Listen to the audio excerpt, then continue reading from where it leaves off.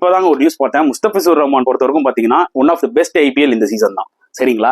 இது வரைக்கும் நிறைய ஐபிஎல் விளையாடி இருக்காரு. பட் இந்த சீசன்ல தான் சூப்பரா போட்டிருக்காரு.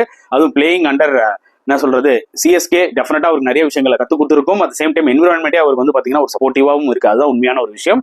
But Bangladesh cricket board manager இருக்காரு பாத்தீங்களா, ஹெட்னே சொல்லலாம், ஜலால் யூனிஸ், அவர் என்ன சொல்றாருன்னா சிஎஸ்கேவை தாக்கி பேசியிருக்காரு. அதாவது அவங்களுக்கு முஸ்தபிசுர் ரஹ்மானை பத்தி எந்த கவலையும் இல்லை, அவரோட பொட்டன்ஷியலை ஃபுல்லா யூஸ் பண்ணிக்கிறாங்க. ஆனா அவர் இன்ஜுரி ஆவாரா இல்லையான்றதை பத்தி அவங்களுக்கு கவலை இல்லை. அதனாலதான் நாங்க May 1 வந்து அவர் ஊருக்கு வர சொல்லிட்டோம். எங்களுக்கு வேர்ல்டு T20 இருக்கு, அவர் இன்ஜுரி இல்லாம பாத்துக்கணும். அது மட்டும் இல்லாமல் இன்னொரு விஷயம் சொல்லியிருக்காரு. அவர் ஒன்னும் இந்த ஐபிஎல்லையோ இல்ல சிஎஸ்கே விளையாடியோ ஒன்னும் பெருசா கத்துக்க போறது இல்ல, அவர் ஆல்ரெடி கத்துக்கிட்டாரு, அவர் வேணா ஒரு 4 பேருக்கு சொல்லி தரலாம், அந்த மாதிரி திமிரா பேசியிருக்காரு. அதாவது இந்த மாதிரி ஒரு ஆட்டிடியூட்னாலதான் இன்னி வரைக்கும் பங்களாதேஷ் கிரிக்கெட் உருப்படாம போகுது. புரியுதா உங்களுக்கு? ஒன்னும் பெருசா அச்சீவ் பண்றது இல்ல.